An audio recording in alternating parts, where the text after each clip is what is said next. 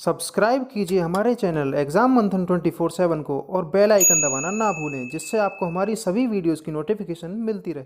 Math के एक और प्रैक्टिस सेशन में मैं संदीप आप सभी का स्वागत करता हूं। और कैसे हैं आप सभी? उम्मीद करता हूं अच्छे होंगे, तैयारी अच्छे से कर रहे होंगे।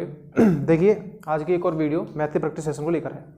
अगर किसी को कोई डाउट है तो वो अपना डाउट कमेंट बॉक्स में बता सकता है, तो उसका किसी न किसी प्रकार से उसे सोल्यूशन प्रोवाइड जरूर कराया जाएगा। ठीक है, चलिए आज क्लास शुरू करते हैं। पहला क्वेश्चन आपको स्क्रीन पे दिख रहा होगा। दो संख्याएं एक तीसरी संख्या से क्रम से 30% और 37% कम है। देखिए, दो संख्या हमने ली, पहली, दूसरी और तीसरी। इसने कहा है ये दोनों संख्याएं इस तीसरी वाली संख्या से क्रम से 30% और 37% कम है। यानी कि अगर ये पहली संख्या इससे 30% कम है, मैंने इसे 100 माना, ठीक है। पहली संख्या इस तीसरी संख्या से 30% कम है, तो इसका मतलब ये कितनी हुई आपकी 70। दूसरी संख्या तीसरी संख्या से 37% कम है, यानी कि इससे अगर 37% कम होगी तो ये होगी 63, क्योंकि इससे 63 कम कितनी होगी, 37 कम, ये होगी 63। और इस 100 से 30% कम कौन सी होगी, ये 70 जो फर्स्ट है हुई। अब इस क्वेश्चन में सिंपल आपसे पूछा है कि जो सेकंड दूसरी संख्या पहली संख्या से कितने प्रतिशत कम है, यानी ये वाली संख्या इस पहली वाली संख्या से कितनी कम है। देखिए कितना अंतर है इनका, 70 - 63 विच इज 7। अब इसने पूछा है पहली से कितनी कम है, तो यानी कि पहली के सापेक्ष में, यानी पहली के रिस्पेक्ट में देखना है, तो 7/70 इंटू 100। इससे इसे 10 बार काटोगे, 10 से इसे 10 बार, तो इसका मतलब 10%। जो दूसरी संख्या है वो पहली वाली संख्या से 10% कम है। ठीक है, तो ये क्वेश्चन इस तरह से कर सकते हैं। चलिए नेक्स्ट क्वेश्चन देखते हैं। क्वेश्चन नंबर 2 आपको अपनी स्क्रीन पर अब दिख गया होगा। देख क्वेश्चन क्या है, इसमें है 2 to the power 50, second one is 3 to the power 40 and 4 to the power 30 and 5 to the power 20। देखिए, इस क्वेश्चन में ये पूछा है कि इनमें सबसे बड़ी संख्या कौन सी है। तो हमें अगर इनकी पावर सेम होती और बेस में, यहाँ पर हम बेस सेम होता, तो उससे बेस से पता चल सकता कि छोटी है बड़ी। अगर पावर सेम होती तो जिसका बेस बड़ा है वही संख्या बड़ी हो जाती, लेकिन यहाँ पर पावर सेम नहीं है। तो इसका मतलब हम क्या करेंगे, ये जो नंबर है 50, 40, 30 एंड 20, इन नंबर का हम एक कॉमन है, यानी HCF हाईएस्ट कॉमन फैक्टर लेंगे। देखिए 20, 30 और 40, 50 का जो हाईएस्ट कॉमन फैक्टर है वो मे बी 5 है। ठीक है, 5 होगा, नहीं 10 होगा, 10।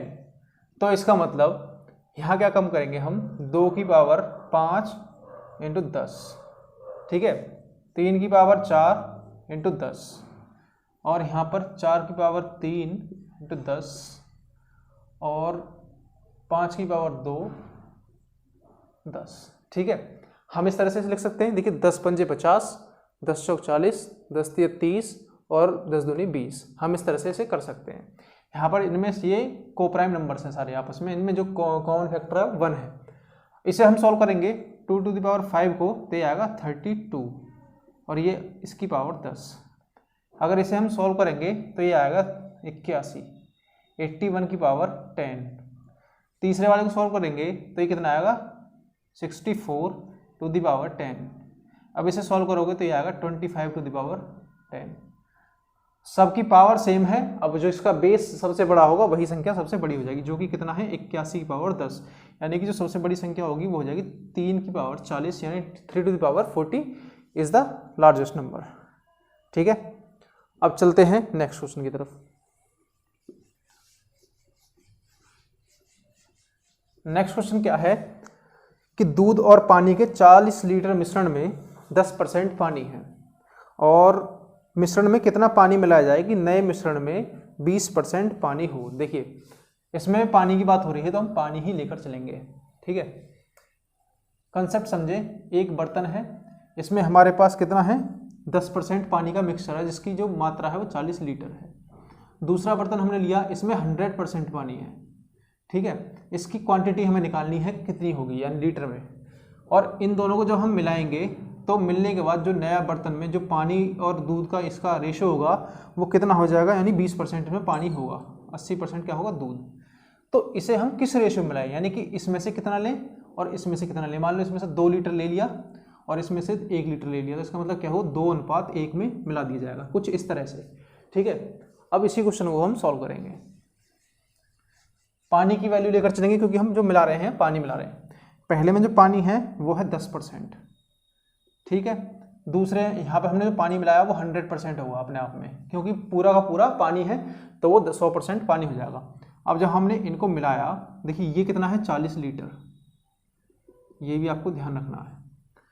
अब यहाँ पे जो हमने पानी मिलाया ये कितना हो गया, 20%। अब यहाँ क्या काम करते हैं हम, मिक्सचर एलिगेशन वाला मेथड लगाते हैं। 100 में से 20 को घटाया तो कितना बचा, 80, और यहाँ से 20 में से 10 को घटाया तो कितना बचा आपका, 10। अब इसे अगर आप रेशियो को काटोगे यहाँ से तो ये आएगा 8:1, यानी कि इसमें से 8 यूनिट पानी निकाला जाए और उसी माप का कोई बर्तन हो तो उसमें से 1 यूनिट पानी निकाला जाए।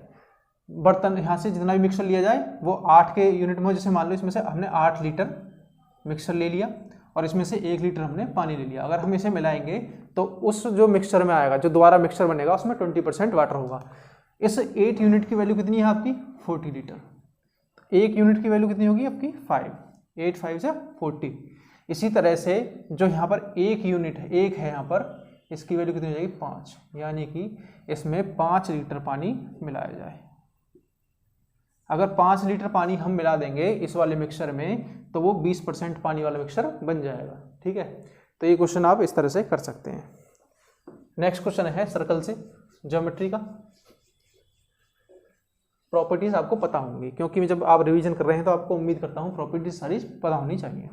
देखिए एक सर्कल है आपके पास, ठीक है, ये आपका यहाँ पर सेंटर, ये रेडियस है और एक यहाँ पर हमने ये मिला दी है। कुछ इस तरह से फिगर आ रहा है। इस क्वेश्चन को ध्यान से देखें, इजी क्वेश्चन है। लेकिन देखिए इस क्वेश्चन में यहाँ जो सेंटर पर ये एंगल बन रहा है इसकी वैल्यू दी है आपको 110, ठीक है, और ये x, तो आपसे इस x डिग्री की वैल्यू पूछी है तो x कितना होगा। करना क्या है इसमें, देखिए आप सभी जानते हैं कोई हमारे पास सर्कल है, अगर कोई भी जीवा, देखिए हाँ हम जीवा खींच सकते हैं अगर चाहें तो, कॉर्ड, अगर कोई जीवा सर्कल के सेंटर पर x डिग्री का एंगल बनाती है तो वही जीवा अगर परिधि पर देखें तो इसका आधा यानी कि x/2 एंगल बनाएगी। अगर ये 50 है तो ये 25 होगा, ये 25 है तो ये 12.5, इस तरह से होगा। तो ये अगर 110 है तो ये एंगल जो होगा ऊपर वाला ये इसका आधा होगा, यानी कितना, 55 डिग्री। ठीक, अब थोड़ी देर के लिए हम बीच वाले फिगर को इनको भूल जाते हैं, मैंने इसे बिठा दिया। अब आप देखिए ये जो बन रहा है आपके पास एक चतुर्भुज बन रहा है, ठीक है, और ये कैसा चतुर्भुज है, चक्रीय चतुर्भुज। जैसा चक्रीय चतुर्भुज क्या होता है कि कोई सर्कल है, अगर उसके अंदर कोई भी चतुर्भुज बन रहा है और वो उसकी परिधि को, वृत्त की परिधि को टच करते हैं, चारों जो इसके वर्टेक्स हैं वृत्त की परिधि को टच करते हैं, तो इनमें आमने सामने वाले एंगल जो होते हैं इनका सम कितना होता है, 180। इन दोनों का सम 180, इन दोनों का सम भी 180, इस एंगल का और इस एंगल का 180। इसी तरह से ये आमने सामने वाले एंगल हैं और ये चक्रीय चतुर्भुज है यानी कि साइक्लिक क्वाड्रिलेटर है, तो इन दोनों का जो सम होगा x + 55 का सम जो होगा वो 180 होगा। तो अब करना क्या है, सिंपली x की वैल्यू निकालनी है 125 डिग्री। तो x की वैल्यू कितनी आ जाएगी, 125 degree. Option number first is correct. ठीक है, ये क्वेश्चन आप इस तरह से कर सकते हैं। क्वेश्चन नंबर नेक्स्ट,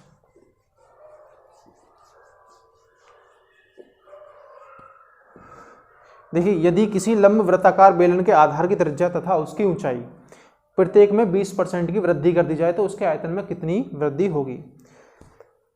एक बेलन है आपके पास, बेलन का आयतन आप सभी जानते हैं क्या होता है, πr²h। ठीक, इसमें r भी इंक्लूड है 2 बार और h इंक्लूड है आपकी 1 बार, हाइट 1 बार और r कितनी, 2 बार। तो अगर इसकी रेडियस बढ़ती है या फिर हाइट बढ़ती है या फिर दोनों में से कोई भी बढ़ता है कोई भी घटता है, तो इफेक्ट इसके वॉल्यूम पे जरूर पड़ेगा, क्योंकि इसमें ये सारी चीज़ें इंक्लूड है। तो इसने जो कहा है वो है इसकी प्रत्येक में 20% की वृद्धि कर दी जाती है। 20% का मतलब 1/5, फ्रैक्शन 1/5। अगर उसकी पहले त्रिज्या 5 यूनिट रही होगी तो इसमें 1 की वृद्धि, जो इसका 20% है, 5 का 20% कितना है 1, इसकी वृद्धि होकर कितनी होगी 6। इसी तरह से इसकी हाइट भी 5 से 6 हो गई। तो हम क्या काम करेंगे, 5 से 6 हुई इसकी रेडियस, यहाँ पर रेडियस कितनी बार इंक्लूड है 2 बार, तो हम 2 बार इसको लेंगे। 5 से 6 ये हुई रेडियस, और 5 से ही 6 इसकी हुई हाइट। 20% की वृद्धि, 20% की वृद्धि और 20% की वृद्धि, इनकी मल्टीप्लाई करोगे तो कितना आएगा 125, और इसे कितना आएगा 216। इन दोनों का डिफरेंस देखिए, जो पहले का वॉल्यूम था वो 125 यूनिट, जो बाद में वॉल्यूम निकल कर आया, जो हमने वृद्धि की, वृद्धि करने के बाद जो वॉल्यूम निकल कर आया वो आया 216। अगर हम इन दोनों का देखें कितना बढ़ा, तो इसका मतलब 91, जो इसका यूनिट है वो इतनी बढ़ी, वॉल्यूम कितना बढ़ा 91 यूनिट। 91 यूनिट बढ़ा किसके ऊपर, 125 के ऊपर, इंटू 100 परसेंटेज इंक्रीज निकालना है। इसे 25 से काटोगे तो 5 बार, इसे काटोगे तो 4 बार, यह आ जाएगा इतना। और इसे आप सॉल्व करोगे तो आपका आंसर जो आएगा वो ऑप्शन डी 72.8% आ जाएगा, क्योंकि इसमें ऐसा कोई ऑप्शन नहीं है जो 70 के लगभग हो। यहाँ से आप काटोगे इसे तो 5 से लगभग 7 टाइम्स तो कटेगा ही कटेगा, 5 7 या 35, यहाँ 36 है, और ऐसा कोई ऑप्शन नहीं है जिसमें 7 और हो 70 से ऊपर। तो इसका मतलब इसका जो ऑप्शन सही हो जाएगा वो ऑप्शन डी करेक्ट हो जाएगा। ठीक, चलिए अब चलते हैं नेक्स्ट क्वेश्चन की तरफ।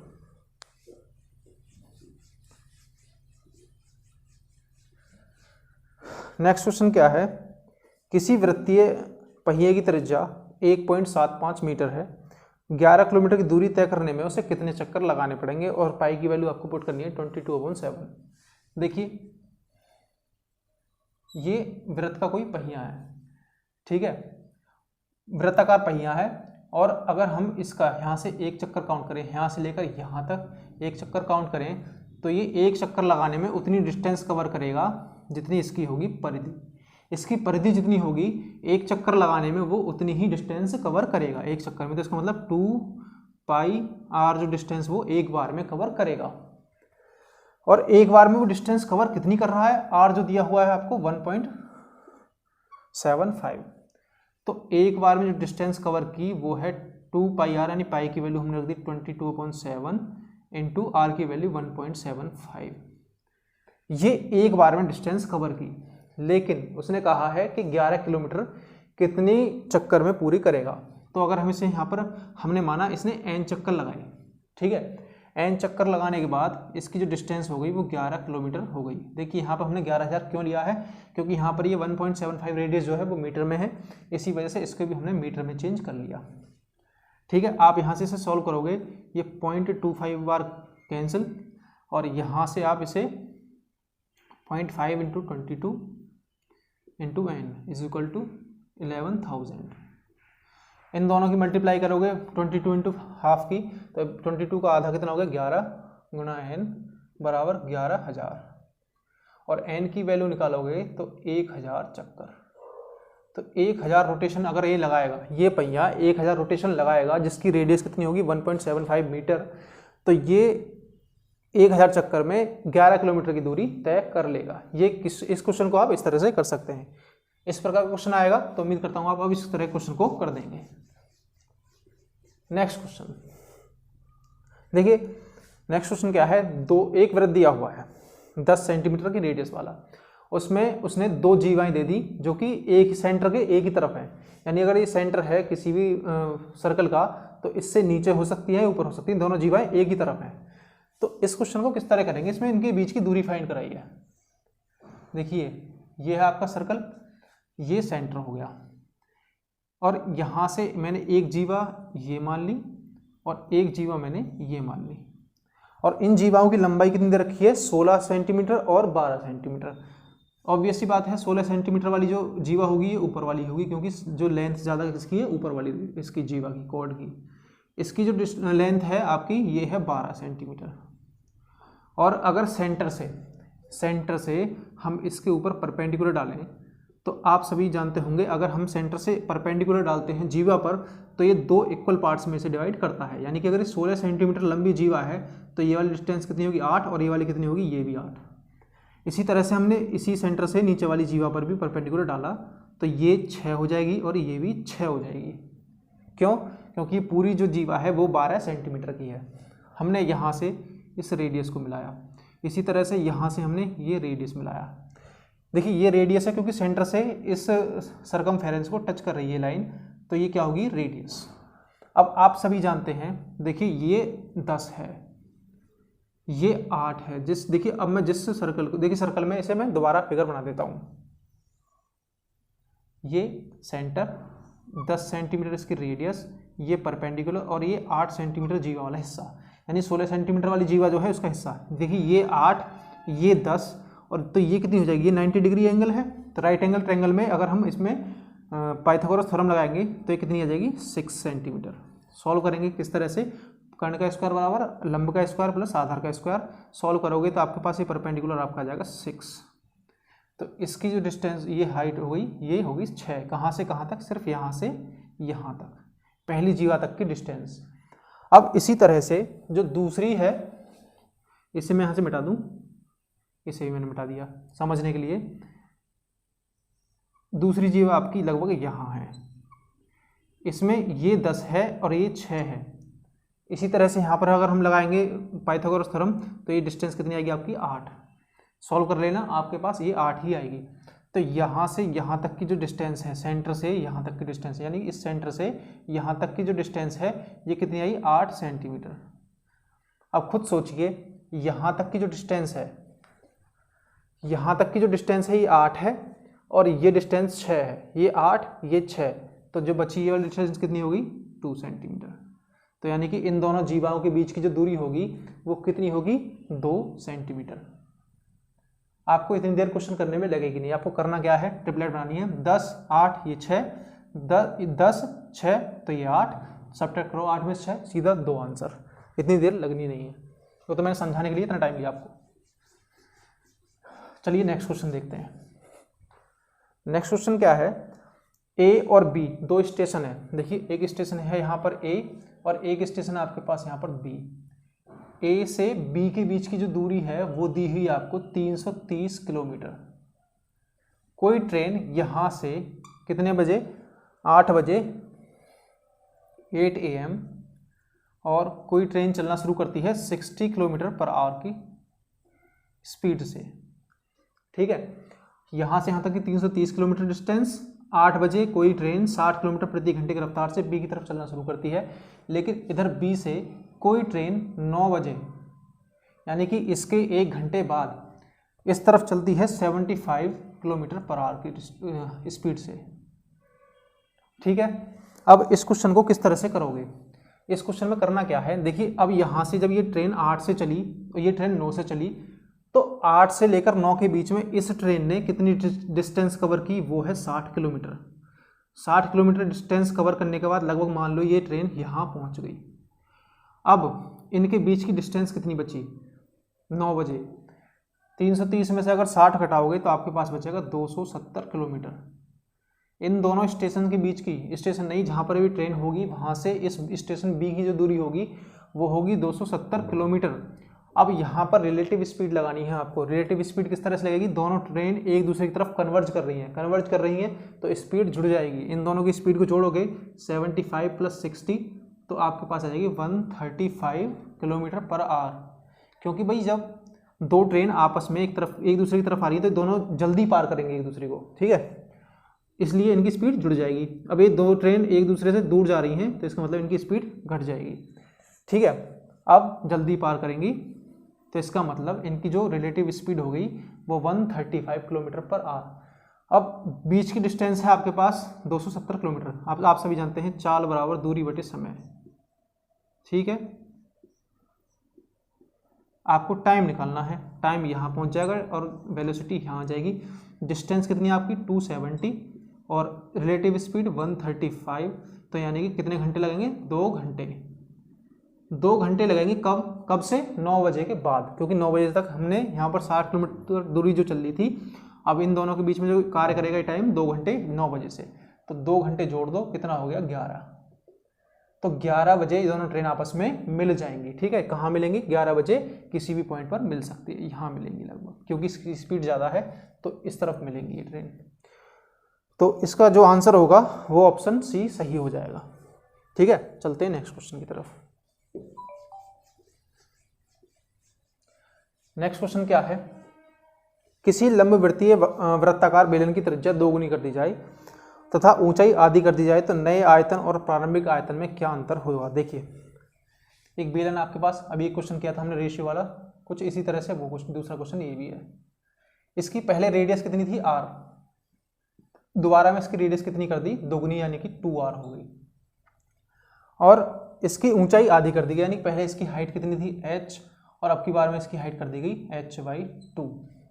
अब क्या करना है आपको? नए आयतन और प्रारंभिक आयतन, यानी जो नया आयतन है न्यू वॉल्यूम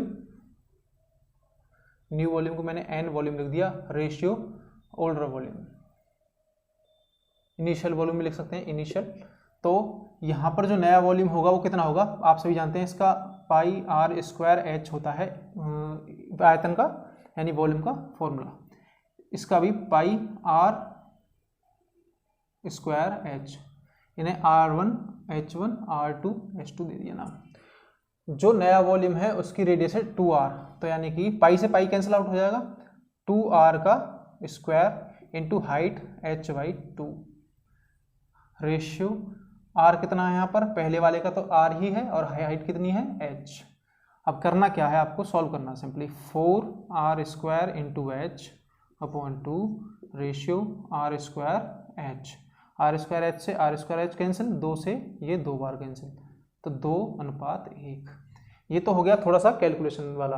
अगर इसे आपको जल्दी करना है तो है यही मेथड, आपको करना क्या है? पाई तो लेना ही नहीं है, ठीक है, क्योंकि आप सभी जानते हैं रेशियो में पाई आपस में कट जाएंगे, तो आपको सिंपली इसका स्क्वायर इंटू h, इसका स्क्वायर इंटू ये वाला, इन दोनों का रेशियो आप आसानी से जल्दी निकाल सकते हैं। ठीक है, ये क्वेश्चन इस तरह से आप कर सकते हैं। आज का लास्ट क्वेश्चन 10वां क्वेश्चन है, और ये पाइप एंड सिस्टर्न से है। देखिए, कोई नल है, देखिए कोई टंकी है, एक नल द्वारा वो 12 घंटे में भरी जा रही है और दूसरे नल द्वारा वो 8 घंटे में भरी जा रही है, और जब इन दोनों को एक साथ खोला जाता है तो ये टंकी 2.5 घंटे में कितनी भर जाएगी, ये चेक करना आपको। देखिए, कोई नल ए है, इसके द्वारा ये सेल भरने में 12 घंटे लिए जा रहे हैं, और बी कोई दूसरा नल है, इसे 8 घंटे ले रहा भरने में। अब हम इसकी कैपेसिटी निकालेंगे, इनके एलसीएम से हमने निकाला, कैपेसिटी कितनी है इसकी? 24। ठीक है, ये है अब टोटल वर्क।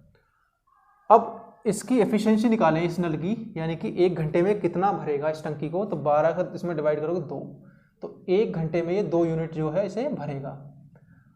और इसी तरह से बी नल जो है इसे 3 यूनिट 1 घंटे में भरेगा। ये नल 1 घंटे में 3 यूनिट पानी भर रहा है, और ये नल 1 घंटे में 2 यूनिट पानी भर रहा है। अब होता क्या है, इन दोनों नलों को एक साथ खोल दिया जाएगा, तो यानी 1 घंटे में ये 2 भरेगा और 1 घंटे में ये 3 भरेगा, तो दोनों मिलाकर कितने भरेंगे 1 घंटे में? 5 यूनिट। 5 यूनिट इन्होंने पानी इसमें भर दिया, जबकि इसकी कैपेसिटी कितनी है? 24 यूनिट। अब इसने कहा है 2.5 घंटे में कितनी टंकी भर जाएगी। देखिए, पहले घंटे में 5, दूसरे घंटे में 5 यूनिट, तीसरे घंटे में 2.5 यूनिट, क्योंकि भी आधा घंटा ले रहा, आधे घंटे में इसका भी आधा हो जाएगा। तो कितने पानी भर गया? 12.5 यूनिट पानी भर चुका है, और पूछ रहा है टंकी का कितना भाग भर गया, तो 12.5 भर गया कितने में से? 24 में से। ठीक है, अब आप चाहें तो इसे सॉल्व कर सकते हैं। 125/240 इसका आंसर यहाँ पर ये आएगा आंसर, और इसे फर्दर सॉल्व करोगे तो 5 से कट जाएगा, ये 25 बार ऊपर, और नीचे कितना आएगा? 48, यानी कि इसका 25/48 भाग भर चुका होगा, और बचा कितना होगा? 23/48। इतना भाग बचा होगा, अगर बचा हुआ पूछे कितना बच रहा है, और भरा हुआ कितना? 25/48। तो उम्मीद करता हूँ ये क्वेश्चन भी आपको सही लगा होगा। आज की वीडियो में इतना ही, नेक्स्ट वीडियो में फिर 10 क्वेश्चन के साथ मिलते हैं जो कि अच्छे लेवल के होंगे। तब तक के लिए बाय एंड थैंक यू।